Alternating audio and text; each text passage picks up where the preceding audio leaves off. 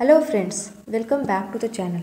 आज हम लोग लोकल सेल्फ गवर्नेंस को पढ़ेंगे और उसे बाय ट्रिक याद करेंगे। लोकल सेल्फ गवर्नेंस की जो फादर है वो है लॉर्ड रिपन। ये तो सबको पता ही होगा, लोकल सेल्फ गवर्नेंस के फादर लॉर्ड रिपन है। ठीक है, 1919 में मॉन्टेक क्लेम्सफोर्ड रिफॉर्म आया था, जिसे हमने मॉडर्न हिस्ट्री में भी पढ़ा है कि 1919 में मॉन्टेक क्लेम्सफोर्ड रिफॉर्म आया था। तो 1919 में क्या हुआ था?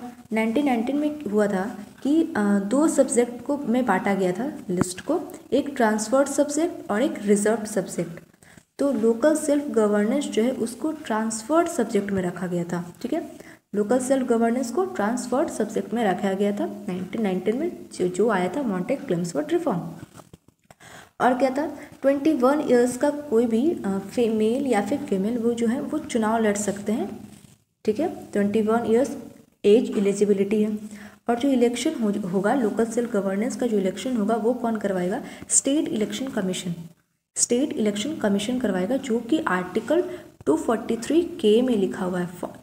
मतलब स्टेट इलेक्शन कमीशन फॉर्म हुआ है under article 243 local self governance का आर्टिकल है 243। ठीक है, 243 से लेके ओ तक, तो उसी में 243 आता है, जिसमें कि इलेक्शन के बारे में पढ़ना है। ओके, अब अलग अलग कमिटीज़ हैं अलग अलग कमिटीज़ है लोकल सेल्फ गवर्नेंस को लेके, उसे हम देखेंगे अब। तो सबसे पहले बलवंत राय मेहता कमेटी 1957 में आया था। ये बलवंत राय मेहता कमेटी 1957 में आया था। पहले इसे गो थ्रू कर लेते सारे कमिटीज़ को, फिर इसे हम बाय ट्रिक रिलेट करके सबको एक एक लाइन को हम लोग याद करेंगे। ठीक है, तो 1957 में सबसे पहले आया था बलवंत राय मेहता कमेटी। इस कमेटी में क्या किया गया था? To look into working of community development programme. इस कमेटी में किया गया था, देखा गया था कि working of community development programme को, मतलब इस पर काम किया गया था। ओके, और बलवंत राय मेहता कमेटी में ही 3 टीयर्स वाला सिस्टम आया था। अभी जो 3 टीयर है ना, 3 लेवल पे जो सिस्टम अभी चल रहा है, तो वही 3 टीयर सिस्टम आया था यही बलवंत राय मेहता कमेटी में, जो कि अभी प्रेजेंट में यही चल रहा है। और 1957 में बलवंत राय मेहता कमेटी आया है। इसके 2 साल बाद ही 1959 में राजस्थान के नागौर डिस्ट्रिक्ट, सबसे वेरी वेरी इंपॉर्टेंट स्टेट कौन सा है? राजस्थान। सबसे पहला स्टेट राजस्थान है। राजस्थान के नागौर डिस्ट्रिक्ट है सबसे पहला, जो कि ये 3 टीयर सिस्टम को अडॉप्ट किया, अपनाया। ठीक है, तो ये अपनाया 2 अक्टूबर 1959 को। ओके, और इसके बाद राजस्थान के, सबसे पहले राजस्थान के नागौर डिस्ट्रिक्ट ने अपनाया, उसके बाद आंध्र प्रदेश अपनाया, second state Andhra Pradesh. Okay, अब आते हैं सेकंड कमेटी 1977 में दूसरा कमेटी आता है, उसका नाम है अशोक मेहता कमेटी। 1977 में अशोक मेहता कमेटी आता है, और अशोक मेहता कमेटी में 2 टीयर को रिकमेंड किया गया था, 2 टीयर को लाया गया था। ठीक है, और इसमें एक और काम किया गया था, रिजर्वेशन दिया गया था फॉर ST, SC, ST और वुमेन को रिजर्वेशन दिया गया था अशोक मेहता कमेटी के अंडर। ठीक है, अब देखते हैं आगे GV Rao committee. GV Rao committee ये आया है 1985 में। GV राव कमेटी 1985 में आया है। हाँ, अभी तक ये जो लोकल सेल्फ गवर्नेंस था, इसको कॉन्स्टिट्यूशनल स्टेटस नहीं दिया गया था। ओह सॉरी, इसमें स्पेलिंग गलती है, कॉन्स्टिट्यूशनल। ओके, इसमें AL ऐड कर लीजिएगा। तो कॉन्स्टिट्यूशनल स्टेटस नहीं दिया गया था। तो हाँ, एक सेकेंड, 1986 से कॉन्स्टिट्यूशनल स्टेटस दिया गया था। आई एम सो सॉरी, 1985 में दिया गया था। GV राव कमेटी आया और इसमें बनाया गया, कॉन्स्टिट्यूट किया गया, स्टेट फाइनेंस कमीशन बनाया गया। स्टेट फाइनेंस कमीशन बनाया गया 1985 में। GV राव कमेटी में बनाया गया स्टेट फाइनेंस कमेटी। ओके, 1986 में दूसरा कमेटी आया, एक और कमेटी आया, LM Singhvi committee. LM Singhvi committee, और इस कमेटी में कॉन्स्टिट्यूशनल स्टेटस दिया गया लोकल बॉडी को। इसके पहले तक कॉन्स्टिट्यूशनल स्टेटस नहीं मिला था, यहाँ से इसके ऊपर स्टार्ट किया गया बात करना। एक बार में तो मिलता नहीं है, इसलिए दोबारा एक और कमेटी लाया गया, PK थुंगन कमेटी, और इसमें भी कॉन्स्टिट्यूशनल स्टेटस की मांग की गई, इसके बारे में बात की गई, मिला, लोकल सेल्फ गवर्नमेंट को कॉन्स्टिट्यूशनल स्टेटस मिला। ठीक है, अब इसे याद करते हैं। देखो, एक तो मेरे पास ये ट्रिक है, बैगल्प, BAGLP, एक तो मेरे पास ये ट्रिक है BAGLP, ठीक है। और इससे भी याद कर सकते हैं BAGLP, तो इससे भी ये बगल पा गया। या फिर एक लाइन है कि बलवान अशोक गया, बलवान अशोक गया, कहाँ गया? लड़ाई, L से लड़ाई, P से पे, बलवान अशोक गया लड़ाई पे,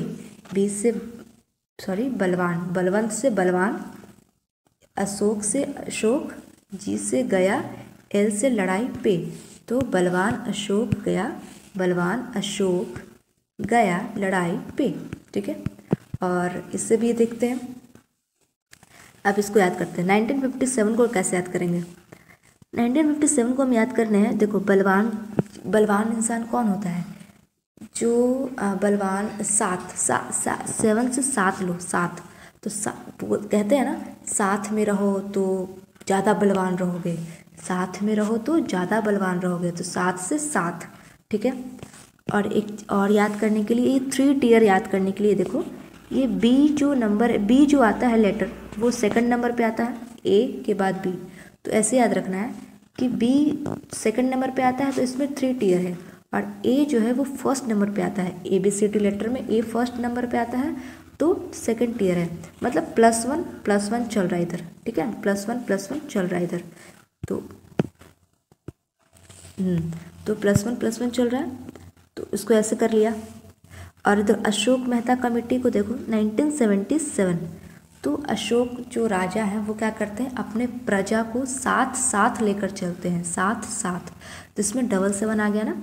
अशोक जो है अपने प्रजा को साथ लेकर चलते थे, तो साथ ये हो गया, ये तो हमने याद करवा ही दिया। और अशोक जो थे अपने राज में, अपने ड्यूरेशन में रिजर्वेशन दिए थे, जो कि ST SC जो लोग थे, वुमेन थी, उनको रिजर्वेशन दिया था उन्होंने। ऐसे याद कर लेना कि बहुत अच्छे राजा थे, इन्होंने ST के लिए, SC के डेवलपमेंट के बारे में सोचा, तो ऐसे रिलेट करके याद कर लेना कि रिजर्वेशन वाला जो पॉइंट है वो अशोक मेहता कमेटी में है, ठीक है। अब आते हैं GV Rao committee. GV Rao committee में स्टेट फाइनेंस है, फाइनेंस में थोड़ा पैसा से रिलेटेड ले लो, पैसा वगैरह से, तो याद करो G से ले लो, G से गांव ले लो, ठीक है, G से गांव, मतलब ऐसे याद करो, ये बस इसको याद करने के लिए कर रहे हैं, G से गांव, तो गांव में एक राव साहब है, ठीक है, गांव में एक राव साहब है जिनके पास बहुत पैसा है, जिससे गांव में एक राव साहब है जिनके पास बहुत पैसा है, तो आ गया फाइनेंस, तो पैसा से 85, पैसा 85, तो 85 भी याद हो गया। LM सिंघवी कमेटी और PK थुंगन कमेटी, तो इसे तो याद हो जाएगा, लास्ट का तो है, तो LM सिंघवी और PK थुंगन में दोनों में सेम ही चीज़ है, कॉन्स्टिट्यूशनल स्टेटस दिया गया बॉडी को, ठीक है, 1986 और 1988 में। अब आगे देखते हैं, PRI is a subject matter of state list. PRI को हमने शॉर्ट में लिखा है पंचायती राज इंस्टीट्यूट, इसको हमने शॉर्ट में लिखा है PRI। PRI क्या है, एक सब्जेक्ट मैटर है स्टेट लिस्ट का, अलग अलग लिस्ट होते हैं ना, स्टेट लिस्ट होते हैं, फिर यूनियन लिस्ट होते हैं, एक और कौन सा लिस्ट होते हैं, कंकरेंट लिस्ट होते हैं ना, तो PRI जो है वो सब्जेक्ट मैटर है, स्टेट लिस्ट का मैटर है।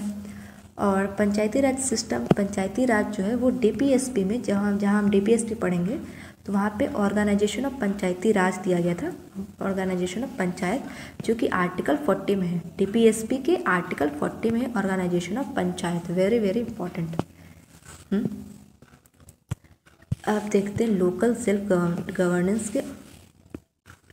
गवर्नेंस को 2 भागों में डिवाइड किया गया है, एक पंचायती राज, एक म्यूनिसिपैलिटीज। पंचायती राज जो कि रूरल लेवल पे है, गांव वाले लेवल पे, गांव लेवल पे है तो उसको पंचायती राज बोल देंगे, और वही जो शहर लेवल पे हो जाएगा, अर्बन लेवल पे हो जाएगा, उसको म्यूनिसिपैलिटीज बोल देंगे, ठीक है। पंचायती राज जो है उसका आर्टिकल पार्ट 9 में आया है, और म्यूनिसिपैलिटीज़ का पार्ट है 9A में। इससे भी हम याद करेंगे, सब पार्ट को भी याद करेंगे जब हम पार्ट्स याद कर रहे होंगे पूरा पूरा 1 से लेके लास्ट तक, तो वहाँ इससे हम बाय ट्रिक सब याद करेंगे। अभी बस इसे गो थ्रू कर लेते हैं। तो पंचायती राज रूरल लोकल गवर्नमेंट, ठीक है, इससे रिलेटेड है। पार्ट 9 में है, आर्टिकल 243 से लेके 243 ओ तक, हमने ऊपर ही बताया था 243 से 243 ओ तक है पंचायती राज। म्यूनिसिपैलिटीज ओ के बाद पी, ठीक है, तो 243 पी से लेके 243 जेट जी तक, ओके। और पंचायती राज को ऐड किया गया था कॉन्स्टिट्यूशन में 73rd कॉन्स्टिट्यूशनल अमेंडमेंट के तहत 1992 में। दोनों का डेट सेम है 1992, बस अमेंडमेंट अलग अलग है। इसमें 73rd अमेंडमेंट है ये, और ये 74th अमेंडमेंट है, ओके। शेड्यूल्स जहाँ पढ़ेंगे हम, शेड्यूल्स जो हम पढ़ेंगे तो शेड्यूल्स को भी हम याद करेंगे ट्रिक से, तो अभी बस पढ़ लेते हैं। पंचायती राज जो है वो 11th शेड्यूल में है, 11th शेड्यूल, और म्यूनिसिपैलिटी जो है वो 12th शेड्यूल में है। Panchayati Raj 11th schedule, municipalities 12th schedule. Panchayati Raj में 29 सब्जेक्ट्स हैं, मतलब 29 फंक्शनल आइटम्स है, 29 जो पे चीज़ों पे वो काम करेगा। पंचायती राज 29 सब्जेक्ट्स पे काम करेगा। और म्यूनिसिपैलिटीज़ में 18 सब्जेक्ट्स हैं, तो म्यूनिसिपैलिटीज़ जो है वो 18 सब्जेक्ट्स पे काम करेंगे, ठीक है। तो ये डिफरेंस हो गया दोनों के बीच में। अब देखते हैं इसके लेवल।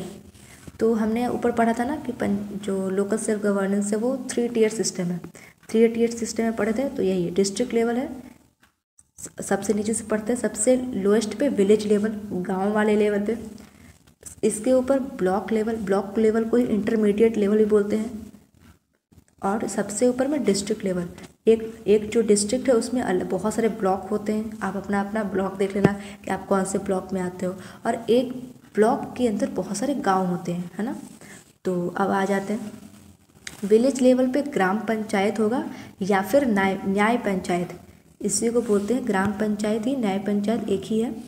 और इसके ऊपर ब्लॉक लेवल पे या फिर इंटरमीडिएट लेवल पे पंचायत समिति होता है।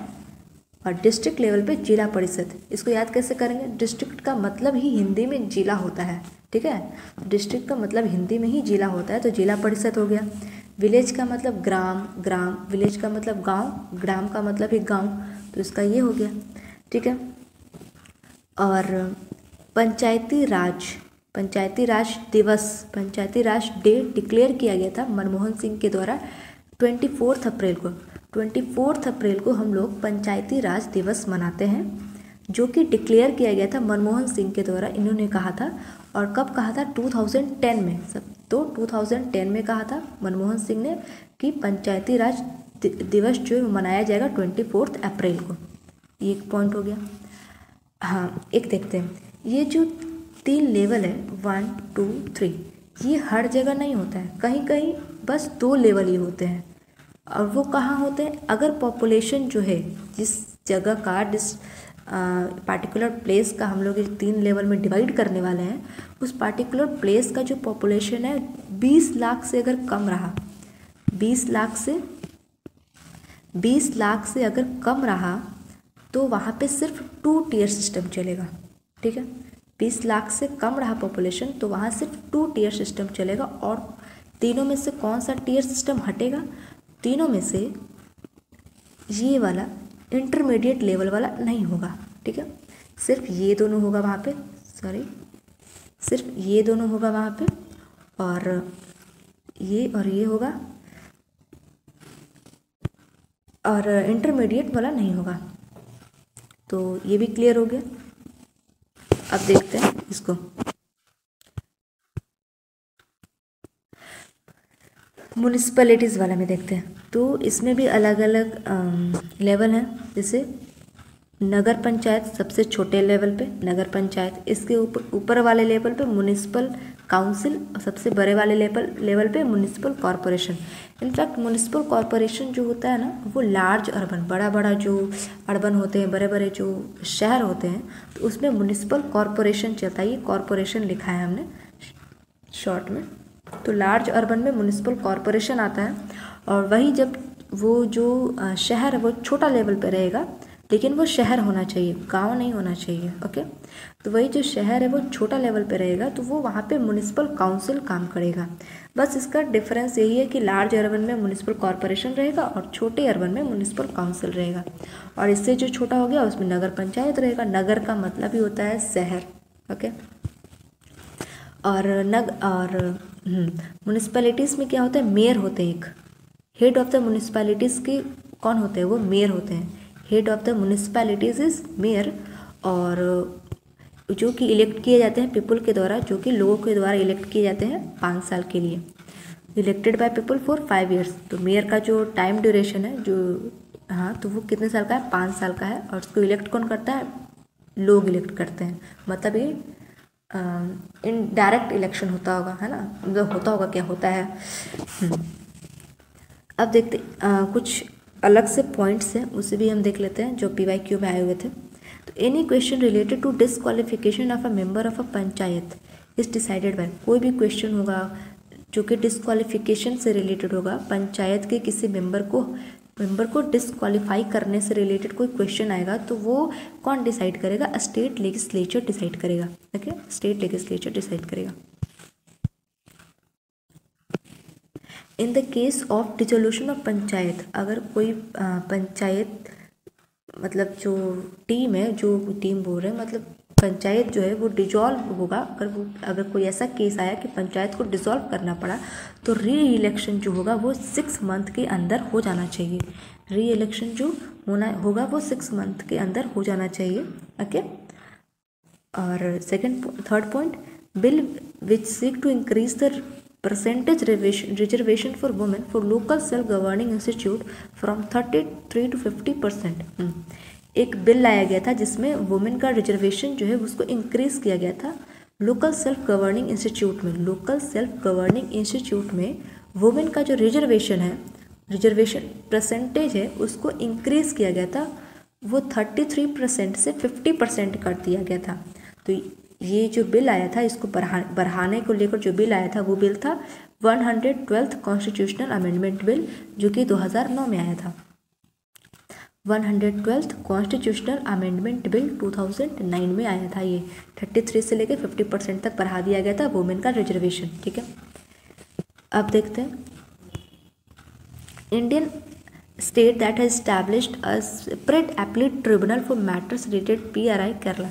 इंडियन स्टेट जो कि इस्टेब्लिश किया है a separate appellate tribunal for matters को लेकर, मैटर्स रिलेटेड टू PRI मतलब पंचायती राज इंस्टीट्यूट को लेकर, वो पहला स्टेट कौन है, केरला। ठीक है, अब आते हैं आर्टिकल पे। सारे आर्टिकल एक बार में आ जाए तो फिर हम देखते हैं। चलो, आर्टिकल 243 ये रिलेटेड है, 243A से लेके O तक नीचे है, और वो पूरा लोकल सेल्फ गवर्नेंस से रिलेटेड है। तो देखते हैं, आर्टिकल 243 में डिफिनेशन दिया हुआ है। पहले हम इसे आर्टिकल को देख लेते हैं, फिर इससे हम बायोट्रिक रिलेट करेंगे। तो आर्टिकल 243 जो है उसमें डिफिनेशन दिया गया है। अब ABCD से देखते हैं। आर्टिकल 243A, इसमें ग्राम सभा के बारे में बताया गया है। ग्राम सभा का क्या है, क्यों है, जो भी है, तो ग्राम सभा को भी हम डिफाइन करेंगे नीचे। आर्टिकल 243B में कॉन्स्टिट्यूशन ऑफ पंचायत, पंचायत को बनाने के रिलेटेड है कि पंचायत बनना चाहिए, मतलब कैसा बनना चाहिए, 3 टियर, तो 3 टियर होना चाहिए पंचायत, इससे रिलेटेड है article 243B। Composition of panchayat, article 243C, composition of panchayat, composition, ठीक है, कि पंचायत में कौन कौन होंगे, क्या क्या मेंबर होंगे, वही सब। डी में आर्टिकल 243D में रिजर्वेशन ऑफ सीट्स, डी में रिजर्वेशन ऑफ सीट्स। ई में ड्यूरेशन ऑफ पंचायत कितने साल का होना चाहिए, 5 साल का होना चाहिए। ठीक है, एफ में डिस्क्वालिफिकेशन, एफ में डिस्क्वालिफिकेशन, एफ में डिस्क्वालिफिकेशन। जी में power and responsibilities, article 243G में पावर एंड रिस्पॉन्सिबिलिटीज़। एच में टैक्सेस एंड फंड्स, एच में टैक्सेस एंड फंड्स।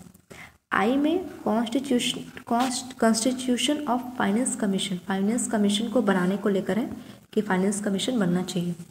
जे में audit of account, audit means जांच, तो अकाउंट का जांच वाच करने से रिलेटेड है ये। के में इलेक्शन, हमने पीछे भी पढ़ा था ना, तो के में इलेक्शन। एल में एप्लीकेशन टू यूटीज, की पंचायती जो राज है जो वो यूटीज पे कैसे अप्लाई होंगे, ये आर्टिकल 243 एल में बताया गया है।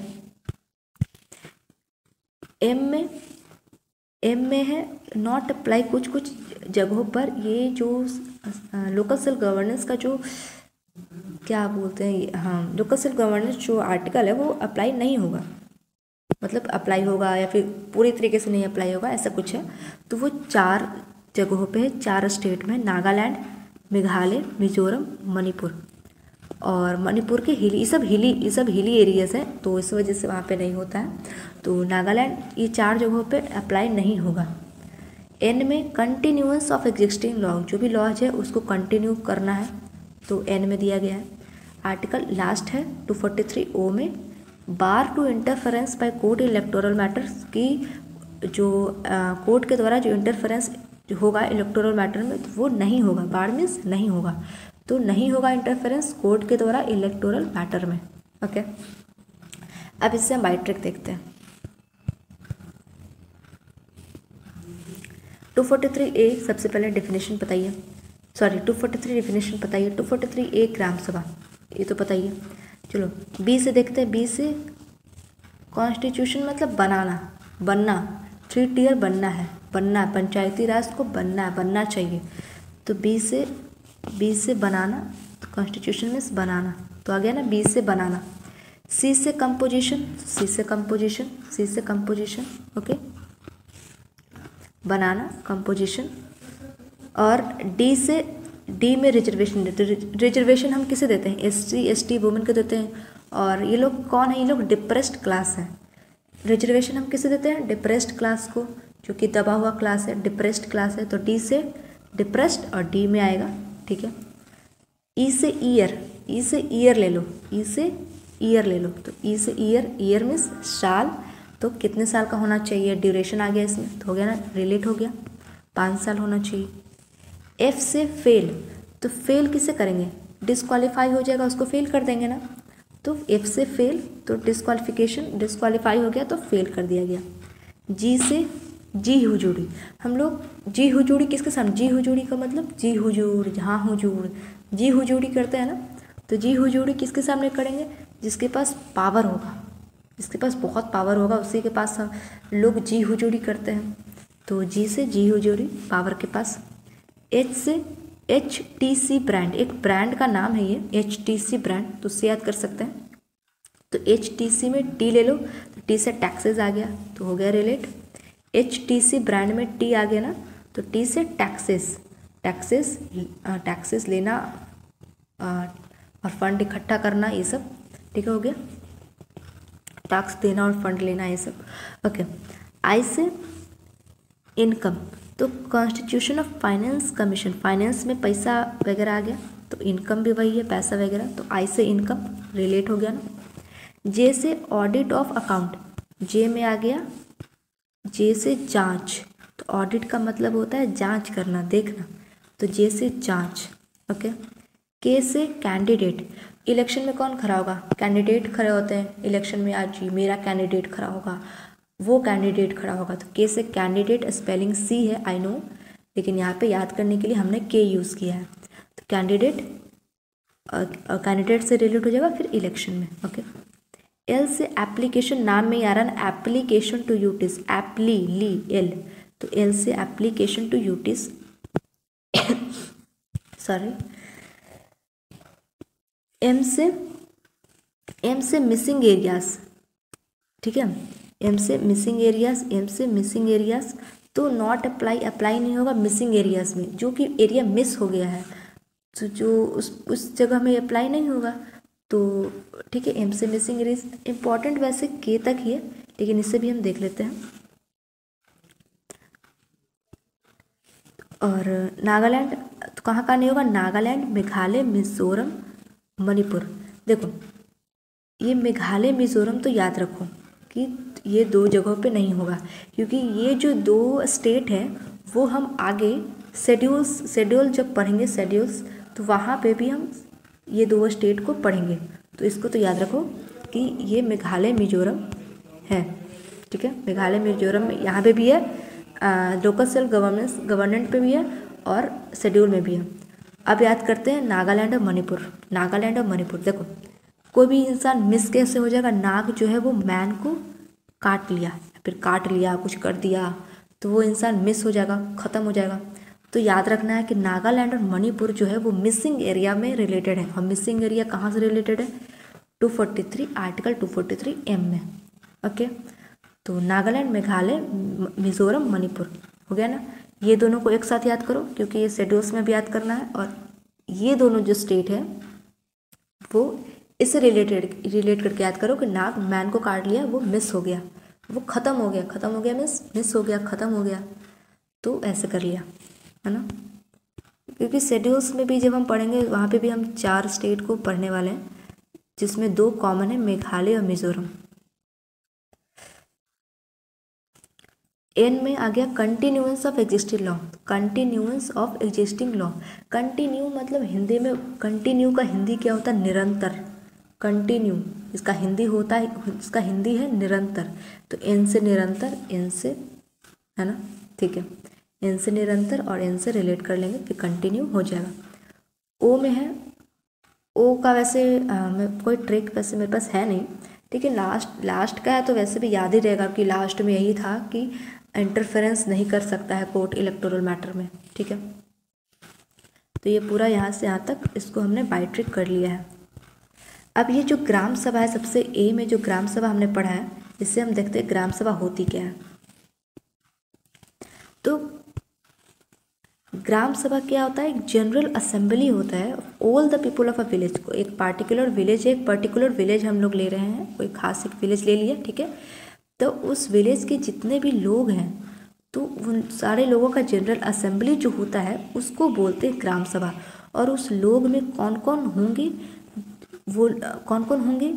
वो लोग होंगे जो कि 18 साल के हैं या फिर 18 साल से ऊपर के हैं, ठीक है। जनरल असेंबली, ग्राम सभा is general assembly of all the people of a village, ठीक है। हु इज़ 18, जो कि 18 ईयर्स के हैं या फिर 18 ईयर्स के ऊपर के हैं। और एक और इम्पॉर्टेंट चीज़ है कि इनका जो नाम है वो वोटर लिस्ट में इनका नाम होना चाहिए, सॉरी, इनका नाम वोटर लिस्ट में होना चाहिए। ये जो पर्सन है उनका नाम वोटर लिस्ट में होना चाहिए, तो वो ग्राम सभा के मेंबर होंगे, ठीक है। फिर हमारा वीडियो यहाँ पे ख़त्म होता है। अगर आपको हमारा ट्रिक पसंद आया हो तो प्लीज़ अपना फीडबैक नीचे शेयर करें और आगे के वीडियोस के लिए हमारा वेट करें। तब तक के लिए थैंक यू।